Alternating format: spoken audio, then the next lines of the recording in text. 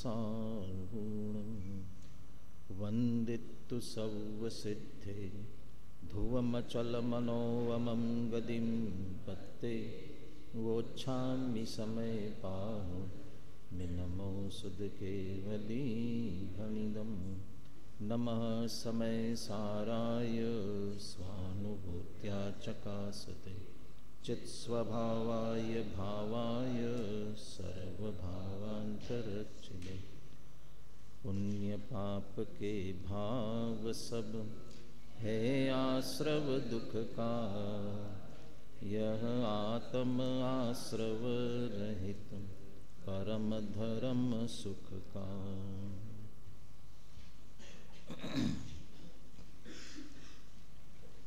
आचार्य कुंद कुंदे विरचित समय सार परमागम आश्रव अधिकार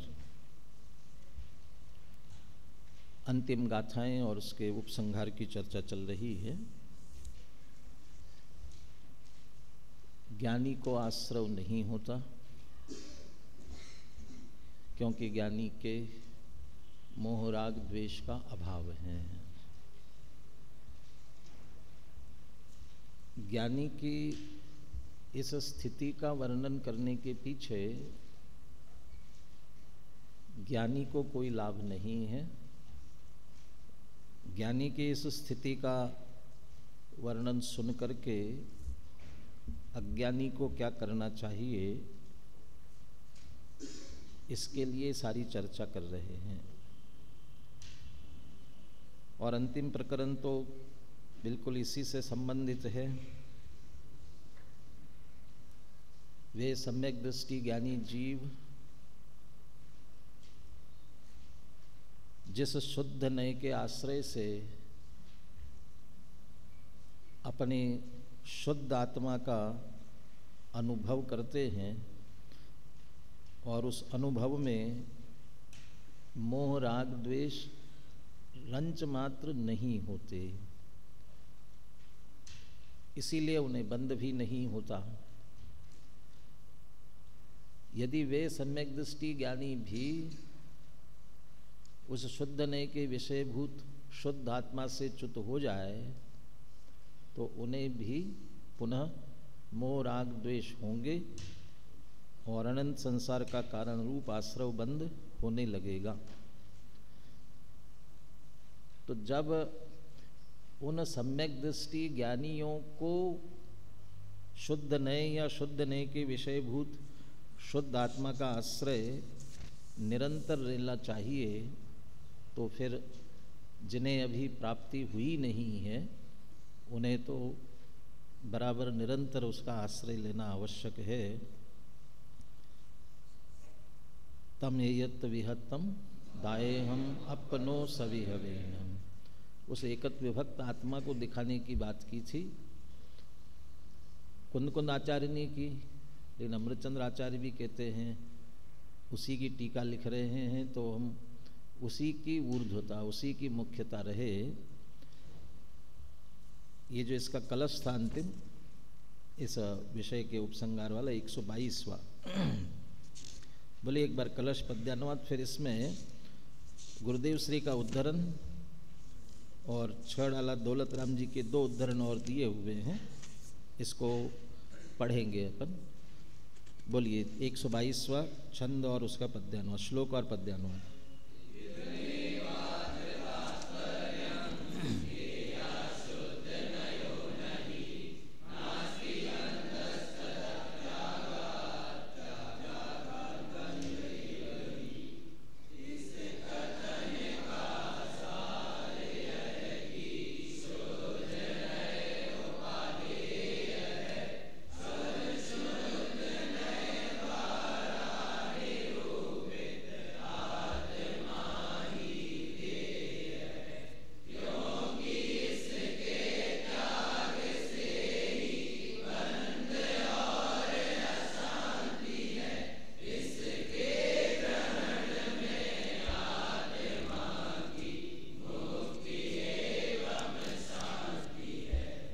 बनारस दास जी का छंद भी बोल दीजिए।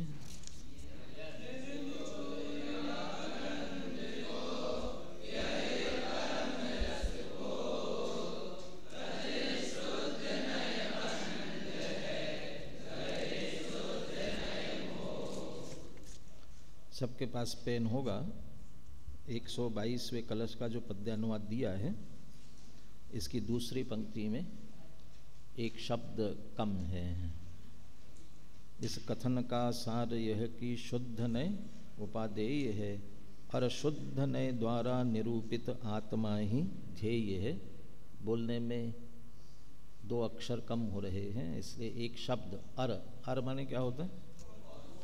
और मूल ग्रंथ में भी है और पीछे जो एक साथ पद्यानुवाद दिया है वहाँ भी है ये। आप अभी लिखेंगे तो दोबारा जो बोलेंगे उनको सुविधा रहेगी। 72 पेज पर इस कलश पर गुरुदेव श्री के जो प्रवचन, उसका अंश, इस कलश पर प्रवचन करते हुए स्वामी जी आत्मविभोर होकर कहते हैं, भाई इस कलश में तो मक्खन ही मक्खन भरा है। मक्खन क्या होता है? सार। किसका सार? यानी जो मंथन करके उसमें से मूल जो निकाला गया है वो ग्रहण करना है, और बाकी तो सब छोड़ना ही छोड़ना है। एक और छंद गुरुदेव बहुत बोला करते थे, गगन बीच गौवा बियानी, वसुधा दूध जमाया, विरला था सो माखन पाया और जगत छाछ भरमाया। विरला था सो माखन पाया, कुछ विरले जीव थे जिन्होंने मक्खन प्राप्त कर लिया, और सारे जगत कहाँ किसके भ्रम में पड़ गए? क्या मिला उनको? छाछ मिल। इसका अर्थ ये है कि ये जो चर्चा हो रही है ये मक्खन है और बाकी सब छाछ जैसी है। यदि उसी में उलझे रहे तो कोई लाभ होने वाला नहीं है।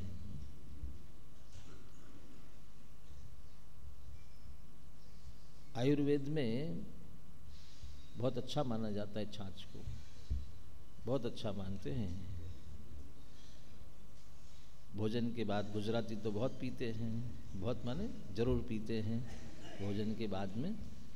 और वो आयुर्वेद का स्वास्थ्य की दृष्टि से कहा गया है,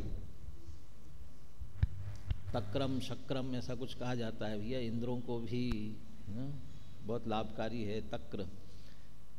लेकिन वो छाछ करता क्या है मालूम है?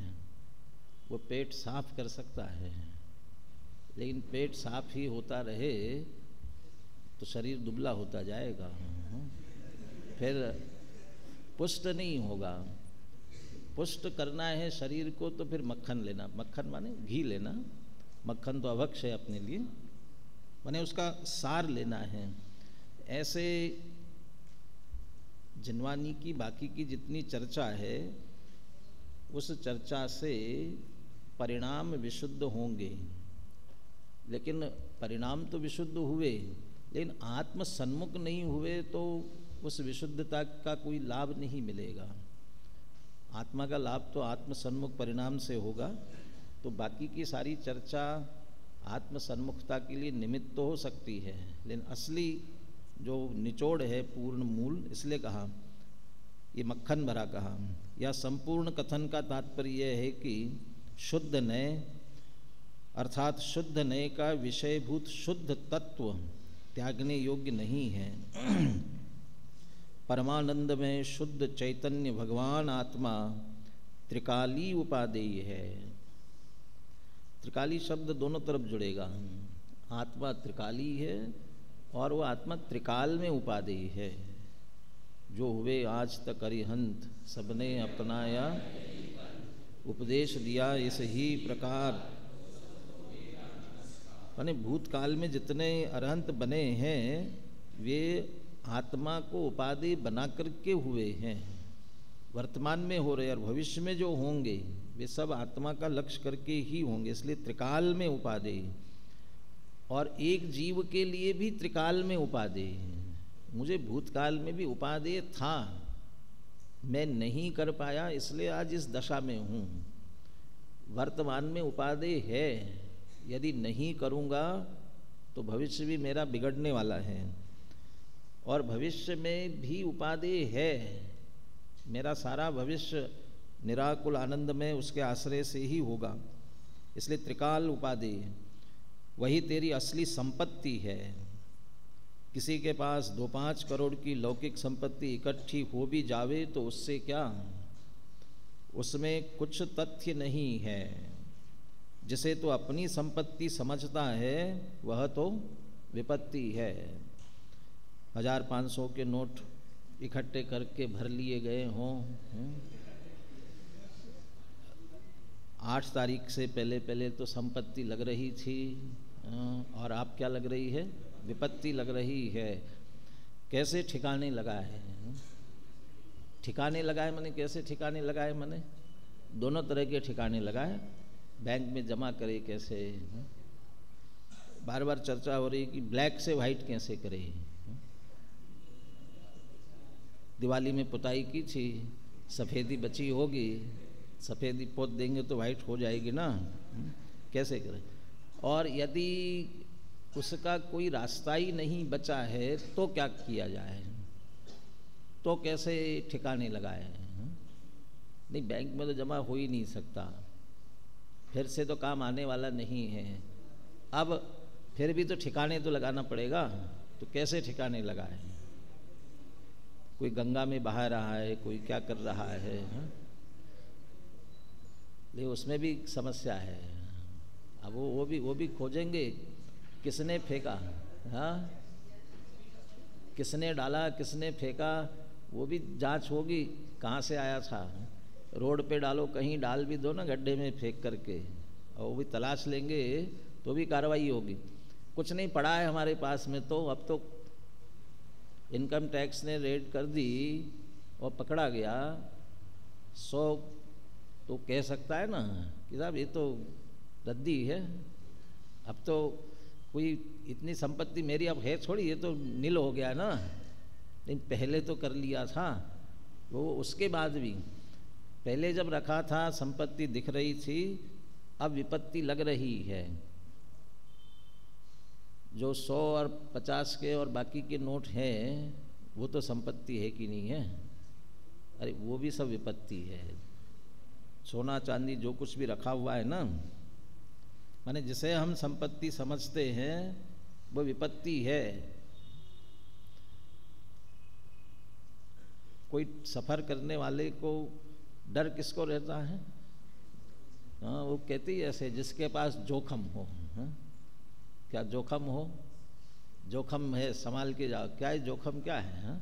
जोखम माने क्या होता है, जोखिम होता है ना, जोखिम माने खतरा। क्या खतरा है, ये सब कुछ हीरा कुछ रखा हुआ है, सोना रखा हुआ है, तो क्या खतरा है, ये चुरा करके ले जाएगा, ये खतरा है।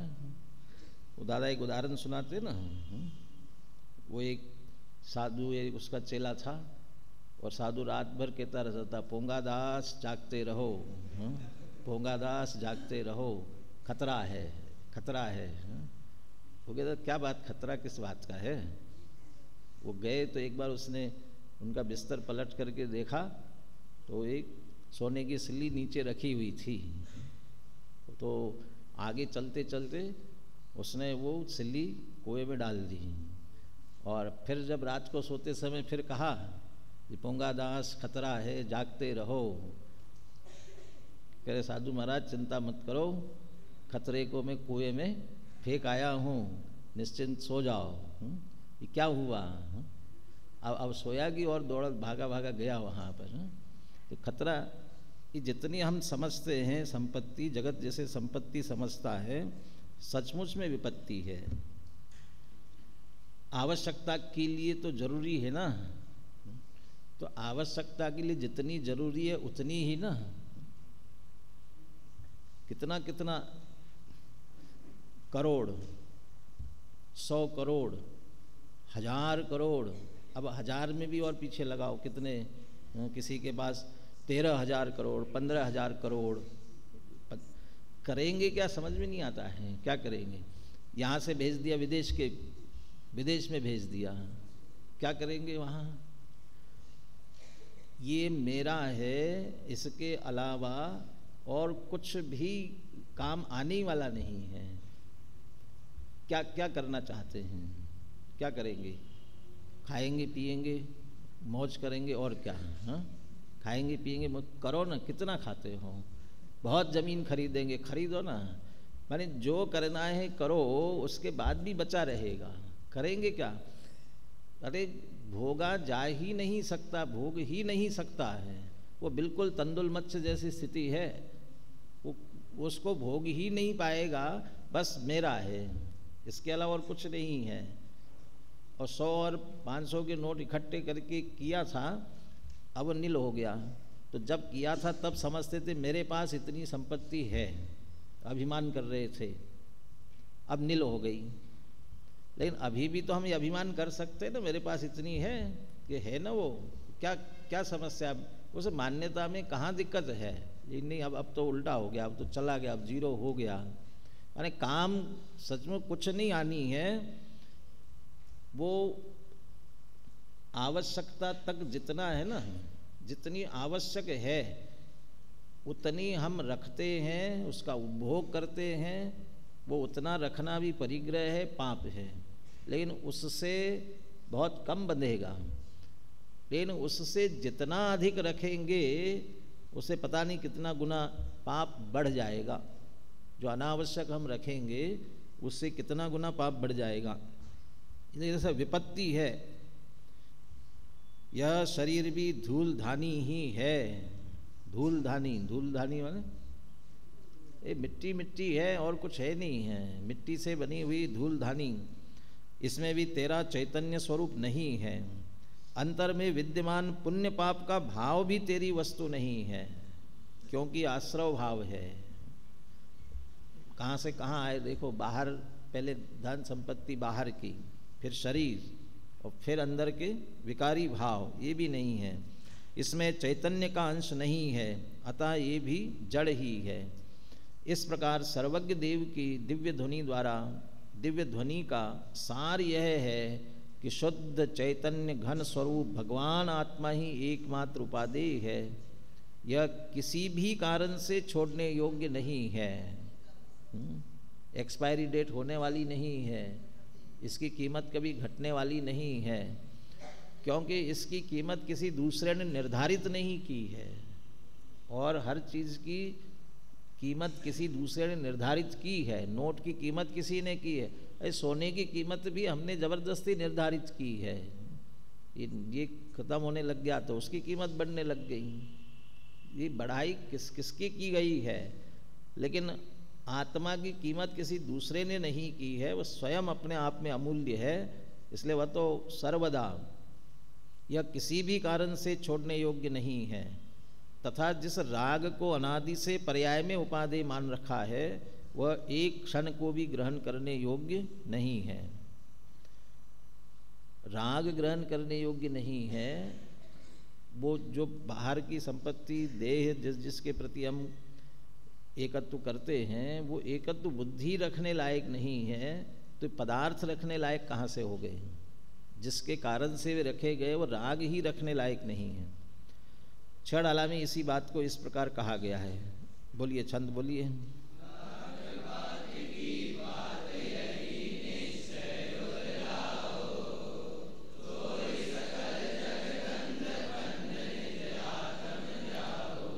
अरे भाई, अधिक कहने से क्या लाभ है। लाखों बातों की यह एक ही बात है कि तुम शुद्ध निश्चय के विषयभूत आत्मा को ही हृदय में धारण करो, उसी में अपनापन स्थापित करो। जगत के और सभी दंड फंदों को तोड़कर, क्रियाकलापों को छोड़कर एकमात्र निज आत्मा का ध्यान करो, क्योंकि वास्तविक धर्म तो यही है। अरे भाई, शुद्ध आत्मा के विषयभूत इस आत्मा के ज्ञान, ध्यान और श्रद्धान के अतिरिक्त जो भी क्रियाकांड है, धर्म के नाम पर होने वाला आडंबर है, वह सभी दंड फंद ही है। धर्म जिसे कहा जाता है वह भी दंड फंद है। विरम किम अपरेण अकार्य कोलाहलेन, जो उस पर लिखा विरम किम अपरेण अकार्य कोलाहल, वहाँ जो अकार्य कोलाहल शब्द दिया, वो ये वहाँ तो आत्मा की चर्चा, शुद्ध आत्मा की चर्चा को तो ठीक है कहा, वो तो आवश्यक है, लेकिन उसके अतिरिक्त बाकी सब शुद्ध आत्मा लक्ष्य नहीं है, और जो कुछ किया जा रहा है सबको कोलाहल कहा। यहाँ उसे कह रही है दंड फंद है। शुद्ध आत्मा के अतिरिक्त जो किया जाएगा उसमें द्वंद्व खड़ा हो गया, एक मैं और एक वो क्रिया, वो पर की क्रिया, इसलिए द्वंद्व खड़ा हुआ, और उसके आश्रय से जो कुछ परिणाम किया जाएगा उससे निश्चित रूप से बंद होगा, इसलिए दंड फंद। धार्मिक क्रियाएं दंड फंद है तो जगत की क्रियाएं महादंड फंद है, इसलिए इन सबको छोड़ करके, यह बात मात्र इस प्रकरण का ही सार नहीं है, इस ग्रंथ का ही सार नहीं है, मात्र लाख बात की ही बात नहीं है, अपितु करोड़ ग्रंथों का सार है, दिव्य ध्वनि का सार है, जिनवाणी का सार है। छह डालाकार दौलत राम जी एक भजन के अंतिम पद में लिखते हैं, बोलिए।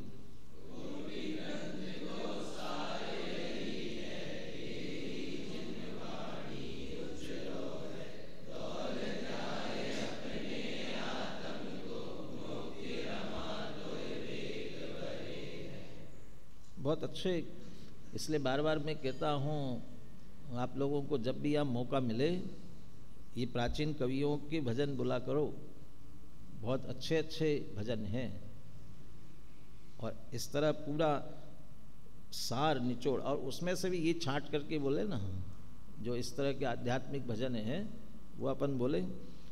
दौलत राम जी कहते हैं कि भाई यह बात करोड़ ग्रंथों का सार है, और यही जिनवानी में भी कहा गया है कि तुम अपने आत्मा का ध्यान करो, ऐसा करने से तुम्हें मुक्ति रूपी रमा शीघ्र ही वरण कर लेगी।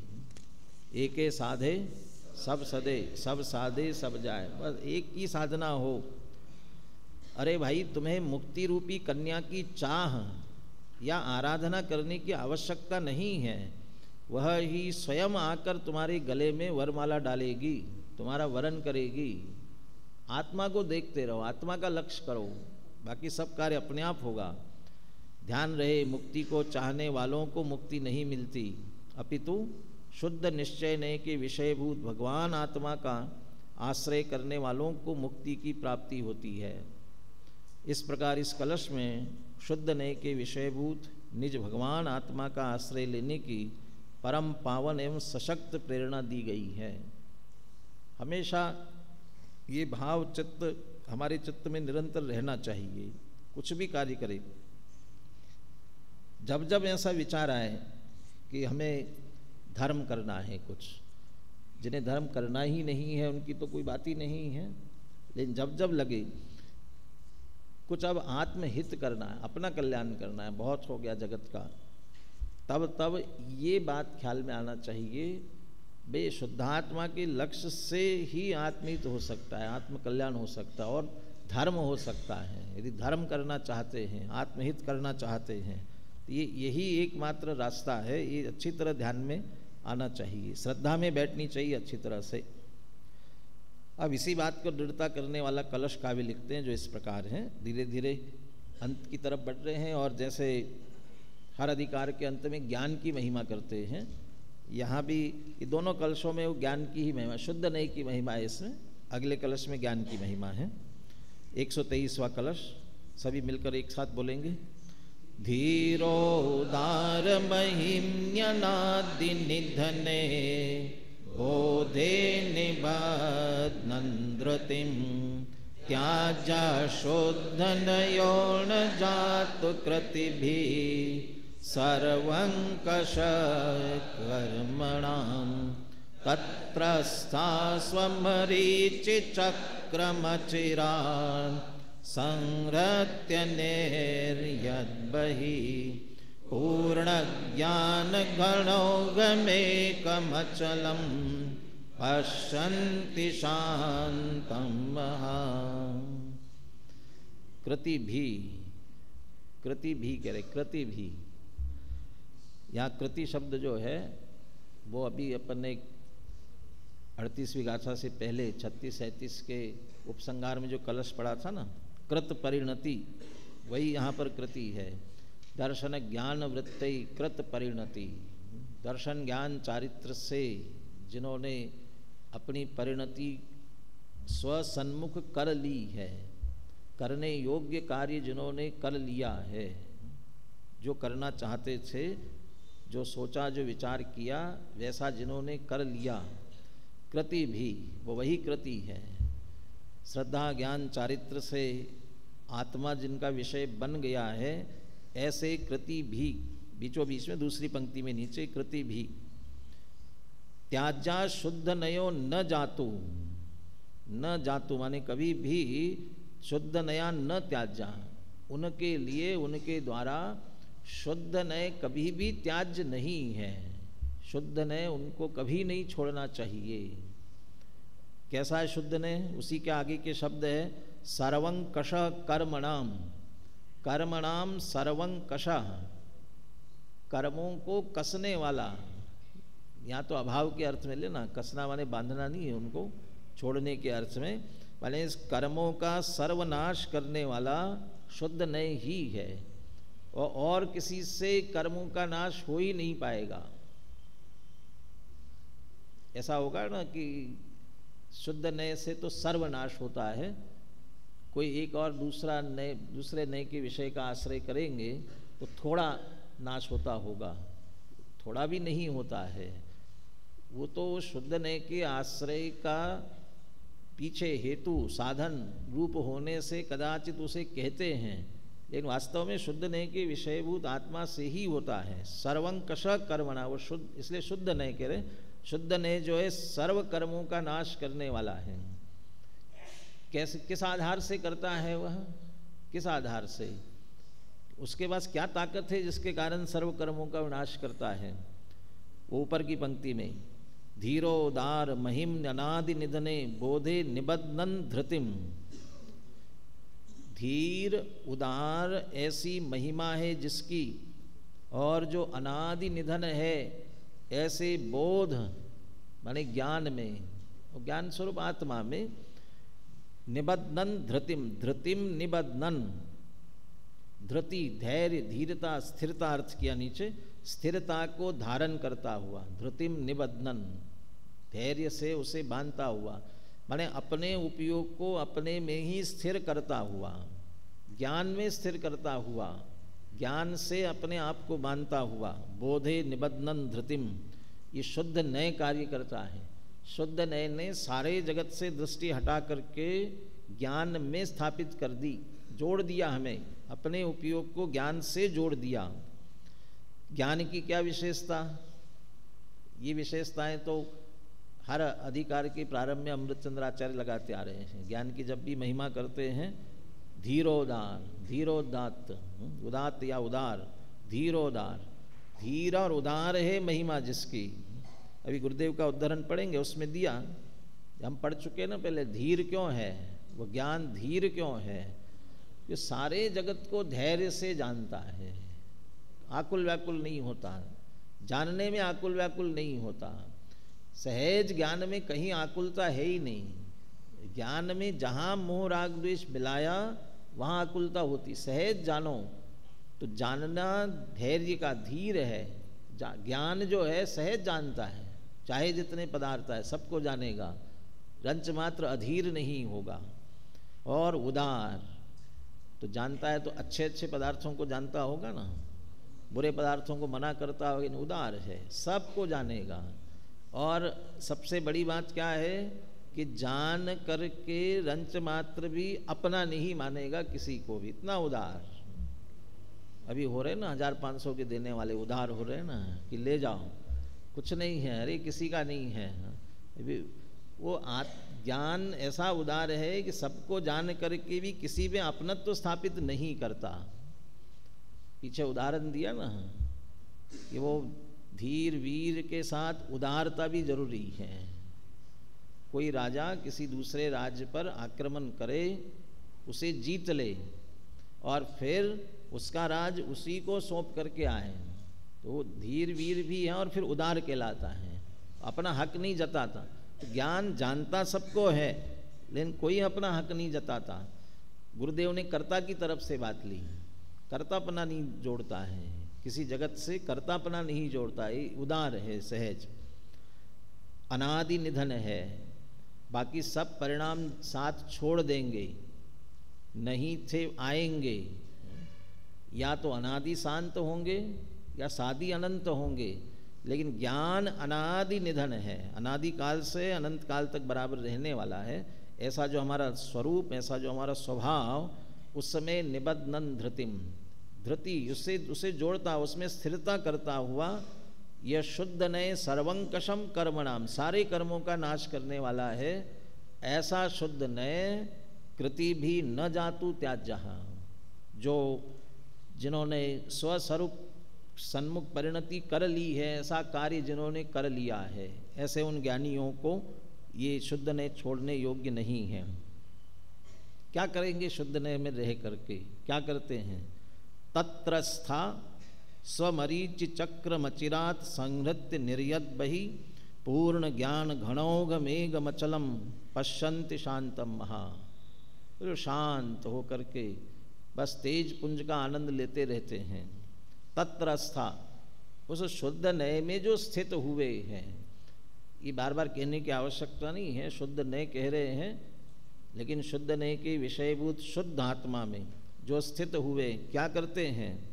स्वमरीचि चक्रम अचिरात संहृत्य, स्वमरीचि, हम सूर्य है, मारीचि नहीं मरीचि, स्वसूर्य और उसके नहीं किरणें लिखी, मरीचि मानी किरणें, अपनी जो किरणें और उनका समूह, अंतिम शब्द है निर्यत बही, इस वाक्य में निर्यत बही, जो निरंतर बाहर निकल रही है।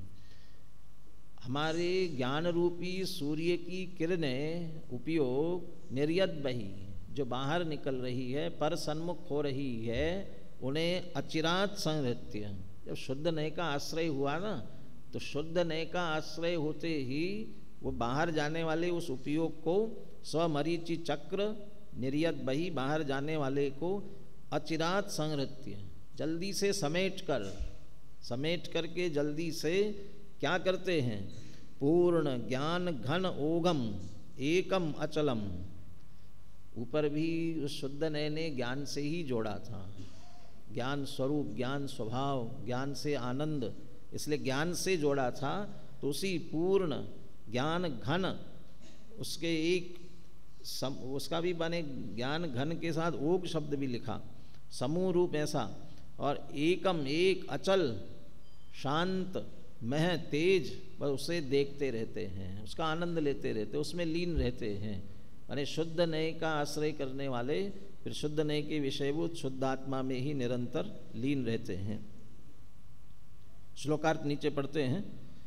धीर और उदार महिमा वाले अनादि निधन ज्ञान में स्थिरता करता हुआ समस्त कर्मों के समूह को नष्ट करने वाला शुद्ध नए धर्मात्मा ज्ञानी पुरुषों द्वारा कभी भी छोड़ने योग्य नहीं है। धर्मात्मा ज्ञानी पुरुषों द्वारा छोड़ने योग्य नहीं है, तो इसलिए अज्ञानी जनों को क्या कर देना चाहिए? छोड़ देना चाहिए। वह उनके लिए बात कही गई है।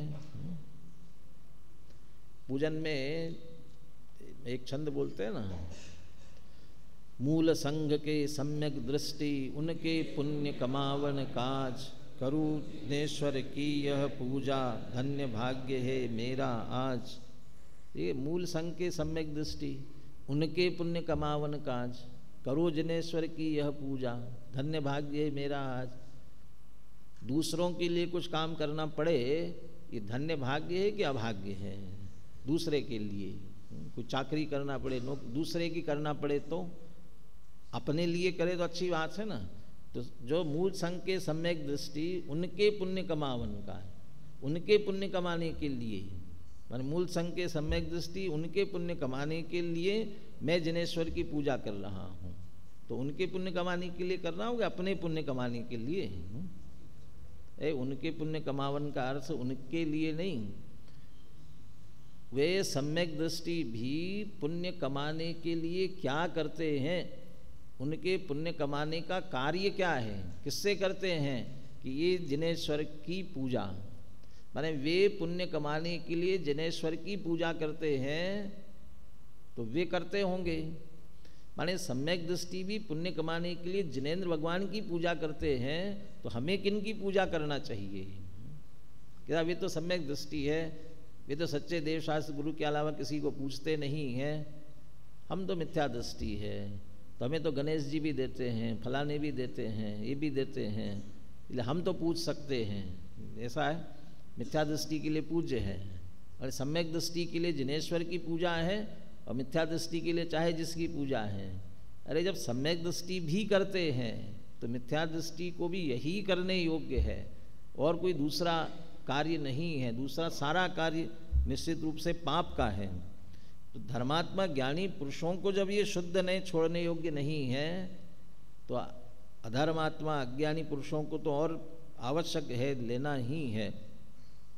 क्योंकि शुद्ध नय में स्थित पुरुष बाहर निकलती हुई अपनी ज्ञान किरणों के समूह को अल्पकाल में ही समेटकर पूर्ण ज्ञान घन के पुंज रूप एक अचल शांत तेज पुंज को देखते हैं, अनुभव करते हैं और उसके साथ अतीन्द्रिय आनंद का आनंद निरंतर लेते रहते हैं। बोले श्लोकार पद्यानुवाद बोलते हैं एक बार।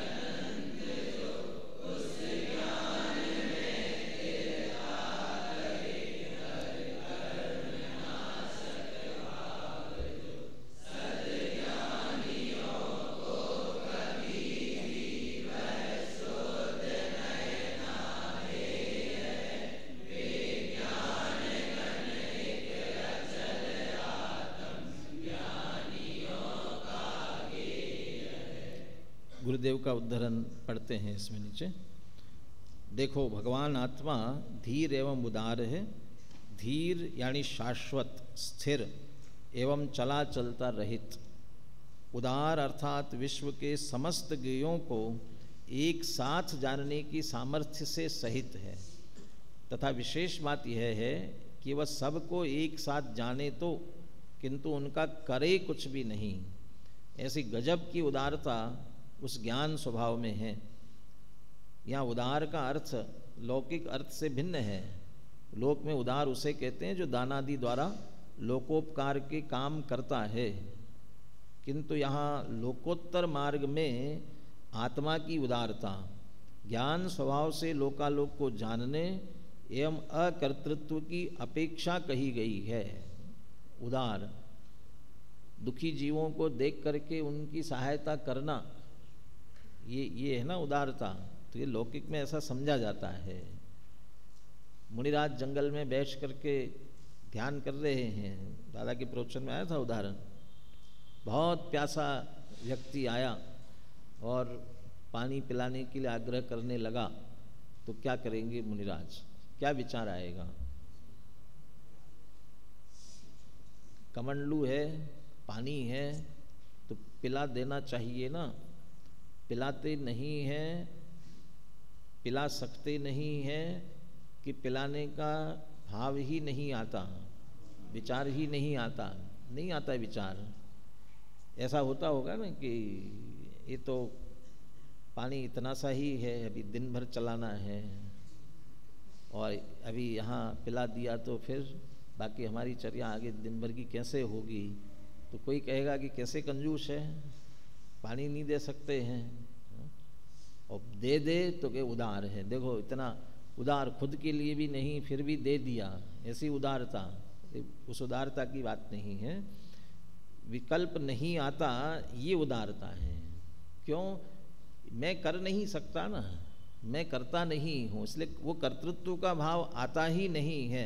ये उदार, उस दुखी को देख करके दुखी होना, जगत सभी इसको उदारता समझता है, सहृदय समझता है, लेकिन ज्ञान की विशेषता तो ये होनी चाहिए कि सुखी दुखी देख करके दोनों में विचलित ना हो, प्रभावित ना हो। वो ज्ञान की, जो प्रभावित हो रहा है वो तो राग का परिणाम है, ज्ञान का परिणाम नहीं है।